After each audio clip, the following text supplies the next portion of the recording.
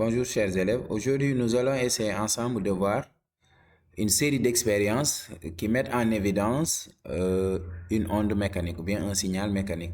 Pour cela, considérons ça comme une corde et on va essayer d'appliquer un signal sur cette corde. Remarquez bien, c'est quoi un signal? C'est juste une perturbation locale et passagère des propriétés d'un milieu. Remarquez, je vais essayer d'appliquer un signal et j'essaie de voir ce qui se passe par la suite. Je modifie la matière par le haut ou bien par le bas même, mais qu'est-ce que je remarque à la fin? La perturbation se propage, mais toujours la matière revient à sa position initiale. La matière ne se propage pas, c'est juste, elle est modifiée et revient à sa position initiale. C'est ça qu'on appelle une onde mécanique. C'est quoi une onde mécanique? C'est le phénomène de propagation d'une perturbation. Je lance une perturbation, je modifie la matière et la matière revient à son état initial. Mais par contre, il y a propagation de cette perturbation. C'est ça qu'on appelle une onde mécanique. On peut aussi continuer pour voir la même chose sur une surface. Remarquez bien, je vais faire d'abord vue de haut. Là, c'est de l'eau. Quand je lance automatiquement un caillou ou bien une goutte d'eau dans une surface d'eau, remarquez qu'est-ce qui se passe. On voit qu'il y a des rides qui se dessinent, des cercles qui se dessinent. On peut remarquer que ces cercles aussi résultent d'une perturbation du milieu. Je rappelle que la matière ne se déplace pas. On peut faire une autre vue pour mieux comprendre. Remarquez bien ce qui se passe. Si je laisse une goutte d'eau, d'abord je peux laisser la surface plane pour qu'on puisse voir ce qui se passe. Donc ça, c'est quand j'applique rien du tout. On sait que l'eau prend une forme horizontale. On est d'accord, la surface de l'eau est horizontale. Mais dès lors que je laisse tomber une goutte, qu'est-ce qui se passe? Remarquez comment l'eau est déviée. L'eau est déviée vers le haut, puis vers le bas. L'eau ne se déplace pas, mais c'est seulement la perturbation qui se déplace. Ça aussi, on peut le voir comme étant une onde. Une onde, toujours une onde mécanique. On peut aussi faire la même chose avec le son. Mais avant de passer, j'aimerais attirer votre attention sur une chose. Remarquez ici, la matière se déplace vers le bas et vers le haut, mais la propagation se fait horizontalement. Les deux sont perpendiculaires. Une telle onde est dite une onde progressive et transversale. Si la modification du milieu et la direction de propagation sont perpendiculaires, on l'appelle une onde transversale. C'est le cas ici, remarquez, je modifie vers le haut, mais la perturbation se propage horizontalement. On appelle ça une onde transversale. Là aussi, c'est pareil. Passons maintenant à une autre onde, un autre exemple d'onde, le son. Vous savez que dans la nature, quand je parle, vous m'entendez parce que tout simplement, dans l'air, il y a des particules en suspens. Vous voyez ces particules. Maintenant, dès lors que j'applique un son, je vais appliquer un son. Remarquez bien ce qui va se passer. Quand je parle, en réalité, je mets en mouvement les particules d'air devant moi. Il commence à vibrer ou bien elle commence à vibrer et cette vibration se propage d'un point à un autre progressivement. Donc, c'est cette perturbation qui se propage qu'on appelle toujours une onde, cette fois-ci une onde sonore. Je peux arrêter pour que vous remarquiez encore le phénomène. Donc, quand vous parlez, c'est exactement ce qui se passe. Vous voyez. Donc, les particules restent au repos. Dès lors que j'applique, je vais encore appliquer. Dès lors que j'applique un son, et là, on voit que les particules d'air commencent à vibrer et cette vibration continue. Attention, la matière ne se déplace pas, c'est juste la vibration qui se déplace. On peut toujours euh, appliquer un graphique à côté pour remarquer comment ça se passe. Vous voyez. Donc, la perturbation est là. On peut toujours matérialiser ça par cette figure. Et là aussi, à la différence de l'autre, qu'est-ce qu'on remarque ici? Cette perturbation, la perturbation de la matière. Remarquez. La perturbation se fait horizontalement, mais la vibration aussi, la matière est modifiée horizontalement.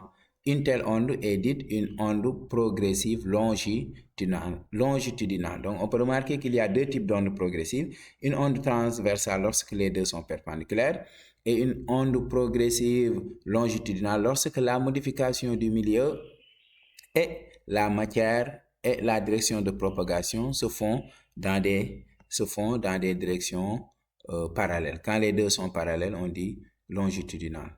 Là aussi encore, je vais essayer de lancer encore une onde et voir le comportement de l'onde vis-à-vis une ouverture. face à une ouverture, qu'est-ce qui va se passer? Remarquez bien. Face à une ouverture, qu'est-ce qui se passe? L'onde a tendance à changer de comportement.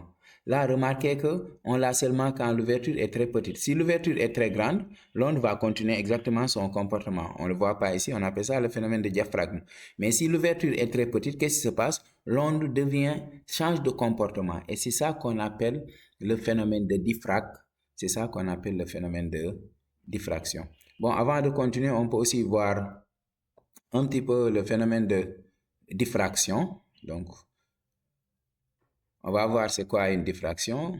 Là, qu'est-ce qui se passe? On va essayer, je vais prendre le même milieu. Vous savez que si je prends le même milieu et que j'envoie une onde, alors rien ne se passe. L'onde continue son chemin tout droit. Mais dès lors que je change le milieu en bas, si une onde rencontre un autre milieu, à la surface ici, qu'est-ce qui se passe? Remarquez bien, si c'est deux milieux différents, qu'est-ce qui se passe?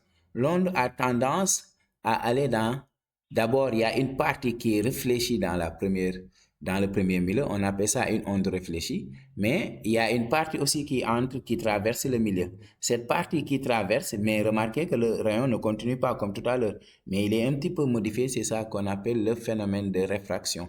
Donc, quand une onde traverse un milieu de séparation, mais avec un brusque changement de direction, on appelle ça le phénomène de réfraction. Et la partie qui est retournée dans le milieu dont il provient est appelée réfléchie. Et là, on peut remarquer la loi de Descartes en appliquant ici ce rapporteur et de mesurer l'angle. Remarquez bien, si j'essaie de modifier l'angle, si le rayon incident est à 30 degrés, là aussi, le rayon réfléchi, il faut bien quand même placer le rapporteur, ajuster le 0 pour voir ça. Si je mets l'onde, ça en pointé, c'est la normale. Et l'angle par rapport à la normale, c'est ça qu'on appelle l'angle d'incidence. Ici, c'est 30 degrés. Et là, je remarque aussi que l'angle réfléchi, c'est de 30 degrés. Si j'essaie d'augmenter jusqu'à 60 ou bien aller même au-delà, je remarque toujours que la loi de Descartes, que l'angle d'incidence est toujours égal à l'angle de réflexion. Mais tel n'est pas le cas pour la partie qui entre à l'intérieur. On est d'accord? Le rayon qui arrive est appelé rayon incident, le rayon qui retourne dans le même milieu est appelé rayon réfléchi, et le rayon qui traverse est appelé rayon réfléchi. Rayon réfracté, c'est celui qui traverse, celui qui retourne dans le milieu réfléchi, celui qui arrive, on l'appelle rayon incident. Là aussi, on peut remarquer la même chose cette fois-ci, mais qu'est-ce qu'on va faire? On va superposer deux ondes. Quand je superpose deux ondes, qu'est-ce qui va se passer? Remarquez bien. Donc, si on superpose deux ondes mécaniques, qu'est-ce qui se passe? On observe des bandes, des parties sombres et des parties claires. Pour mieux voir ça, je vais utiliser un petit peu la lumière. Je vais éclairer avec une lumière ici, quelconque. Je prends la lumière verte.